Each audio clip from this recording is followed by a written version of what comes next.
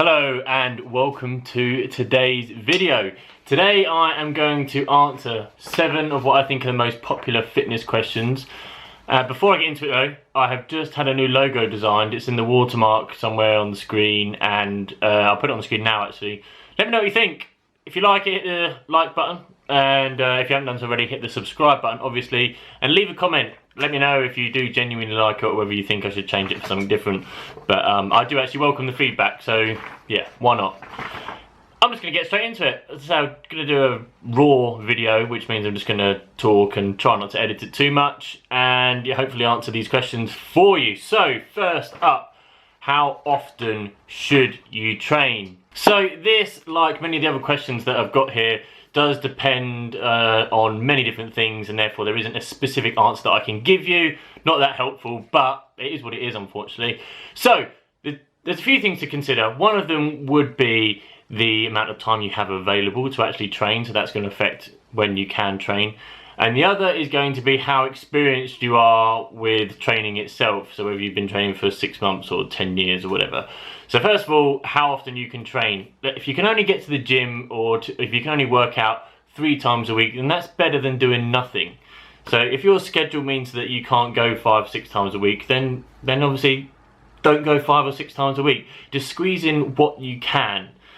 The second point, as I said, is based on how long you've been training for. So if you have been training for a short period of time, what I would suggest is that you do like full body workouts and give yourself as much rest as possible. So 3 times a week actually would be absolutely fine. Your muscles are going to be pretty sore, and to start off with, you're just wanting to get familiar with the movements, build up a bit of confidence and ease your way into it. Don't go straight in at 100 miles an hour and try and do everything, because you're probably going to get injured and it's just going to be a pretty horrible experience really. So be sensible, don't be a nutter, just, you know, listen to your body a bit. I hate that saying, because listening to your body, you're going to want to push yourself, aren't you, anyway? So it's a silly thing to say, but you know, if you can only train 3 times a week, then that is fine, and 3 days a week is actually pretty good for a beginner.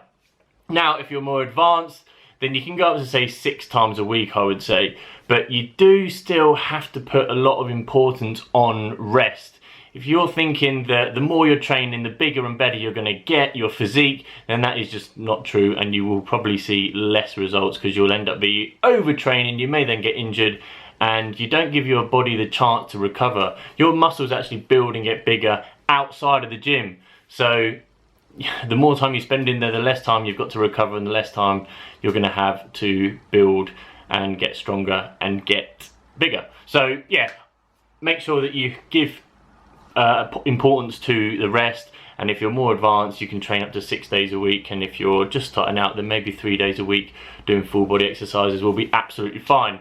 Actually, a final point on that is what's more important than the amount of time, so how often you train, is the intensity in which you train at. If you're going into the gym and training 6 days a week, but just going through the motions and not actually properly doing a workout, you're going to get less results than someone who trains 4 times a week and gives it their all every workout. So the intensity is probably a bit more important than the frequency, but you know, they play into on each other a little bit. Next question. How do I know how much weight I should be lifting? Now this is all down to trial and error. You can't say that someone who weighs this much should be lifting this, and someone who is this height should be lifting this, because there is no right or wrong answer. There is so many different things that determine someone's strength. So what I will say though is that there are a few things that you can do to work out what sort of weight you should be lifting yourself. So as I said, it is trial and error, but there's a way in which you can go about it, which means that you can work out the sort of weight that you should be moving. So first things first is, if you're trying to build muscle, you want to be in the 8 to 12 rep range. So the way in which you work out what you need to be lifting, first of all, is you pick a weight that you know you definitely can do 10 reps on. You then do 10 reps, and then you judge to say, okay, could I increase the weight and still hit 10 reps? You know, was it easy when I got to the 10th rep? Or was it too difficult? Maybe you need to drop the weight, but definitely start at a weight you know you can do, because you want to progressively train and you don't want to injure yourself and you don't want it to be too difficult. So make sure that you choose a weight you know you can do 10 reps on, and then judge to see whether you can put the weight up or not from there. And then, as I say, when you're doing your exercises, you want to keep yourself in that 8 to 12 rep range if your goal is to build muscle. Any less and too heavy, any more and it's too light. So that is how you can structure your training to know, oh well, I did 12 reps or 13 reps, now I can increase my weight, and then you build from there. So that is how you work out really what weight you should be doing. It is trial and error, but just sensibly, progressively train. Don't just go straight in and lift heavy weights. So another thing to say on that is lifting heavier weights doesn't always equal bigger muscles. What is more important than the weight you're lifting is the form and the tempo. If you're just trying to lift big heavy weights and you're just throwing the weights around with no real care or consideration or control, so make sure you're putting the importance on how you're moving the weight rather than the weight itself. Next question is, are ab exercises effective for if you want to lose weight around your stomach? Yes, but not for the reasons that you think. So when you're trying to lose fat, your body doesn't pick the area that you're training to lose fat. It will lose fat from your entire body. So if I'm doing bicep curls, it doesn't mean that I'm just losing fat from my bicep. What it does mean is that I'll be burning calories and losing fat from my entire body. So doing ab exercises doesn't mean that your body is only going to burn fat from your abs. It means it is going to use your entire fat stores across your whole body for the energy in order to do the ab crunch or whatever ab exercise you're doing.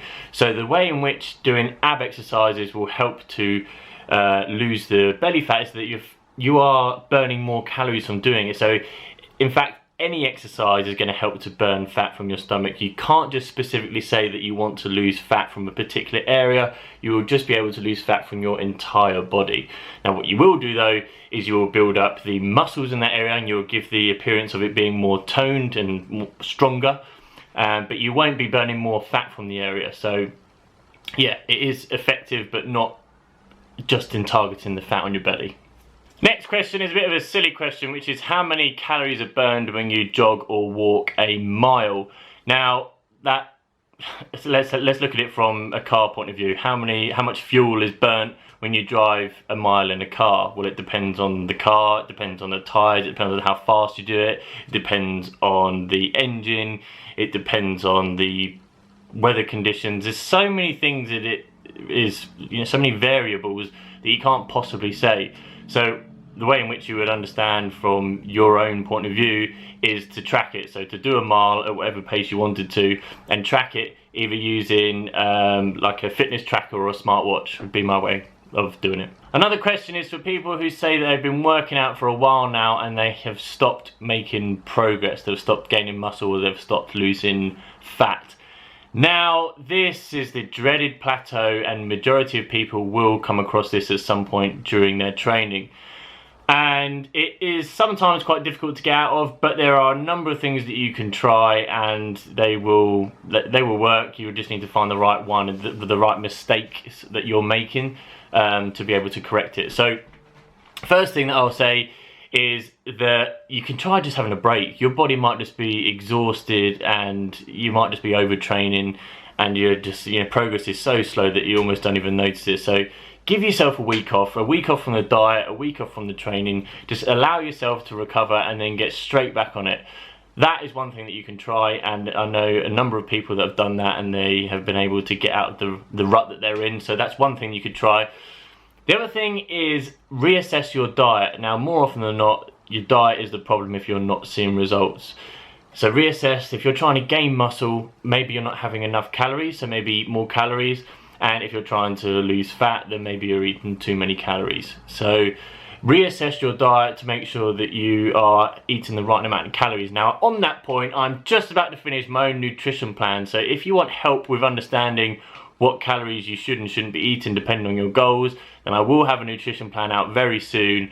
So if you're interested, please leave a comment down below and I will let you know when they are out. So the other thing is based on your training. Now, we've all heard Arnold Schwarzenegger say, you've got to shock the muscles. That's an awful impression. But it is true, what he's basically saying is that your body is so good at adapting that if you stay lifting the same weights and doing the same exercises, then you will get used to it and your body will no longer need to adapt, really, because it's already able to cope with what you're throwing at it. I mean, that's what we're trying to do here. When we're building muscle, we're forcing our bodies to adapt and get stronger to lift the weights that we're throwing at it. So try and change your training up completely to shock your muscles and then see those results. So the way in which you can do this is change your exercises, which most people will do. But I think a more effective way is to increase the intensity and the overload. So add in things like supersets and drop sets and stuff like that, because that is really going to increase the intensity and force your body to have to make a change. So next question is easy to answer because there isn't really an answer, which is how many calories it takes to put on a pound or lose a pound. Now, there isn't a right or wrong answer, and there isn't a rule of thumb even, because everybody is completely different. A bit like the jogging, the mile question that I said earlier. There's so many different variables that you can't really give an answer. So what you need to understand is that you need to find your maintenance calorie level, and if you want to put on weight and add muscle, then you need to eat more than your maintenance calorie levels, and vice versa. If you want to lose weight and get shredded, then you need to eat less than your maintenance calorie levels. Now this again is all going to be in my nutrition plan. It's going to be out very soon, so do jump down, leave a comment, hit the like button if you are interested in that. Sadly, we are on our last question. But the last question is, I have no time to work out, what can I do? So this is actually quite a common problem, and more often than not it's just an excuse, I'm sorry to say, but it is a lot of the time. It's normally overcome by either organising yourself better or prioritising your training. So both of those things I actually cover in another video, so I'm not going to dive in and bore you again, but I will link in the description below a video where I go over managing your time a bit better and how you can prioritise your training. So yeah, if you're interested and that is you who is struggling with this very point, then go on down to the description below and the link to the video will be there. So that's it, we've come to the end. I've hopefully given a pretty good answer to those 7 very common fitness questions. If you liked it, hit the like button, and if you want to see more, then please subscribe to the channel. It is completely free, it doesn't cost you anything, it just supports what I do and links you in so that you can take some advice from this channel and you know, take it on your fitness journey is what I hope for. So yeah, thank you very much again for watching, and I will hopefully see you in the next one. Bye.